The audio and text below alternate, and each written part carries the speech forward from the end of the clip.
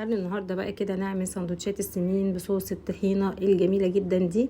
يلا نروح على الفيديو. معايا هنا حله هضيف فيها بصل، قرفه، ورق لوري، حبهان، وهقطع بقى الحاجات دي بتاعتي كلها. هكون منضفاها، الكرشه والفشه والكلام ده كله هكون منضفاه كويس. بعد ما يتسلق هجيب كده طاسه هضيف فيها معلقتين سمنه كبار على معلقتين توم كبار كده، وهقلبهم شويه مع بعض علشان التوم بيدي ريحه حلوه جدا جدا. تمام. هتبدأي كده بقى تدخلي التوم مع الكرشة نفسها او الحلويات. هضيف بقى معلقة من الكزبرة، وهضيف كمان معلقة من بهارات اللحمة، وهضيف معلقة فلفل اسمر ومعلقة ملح، وتقلبي بقى الكلام ده كله. ده في اخر حاجة بقى هتضيفي كده معلقتين 3 خل. هنحشيه بقى بالسندوتشات ونضيف عليه صوص الطحينة، وبألف هنا على قلبكم.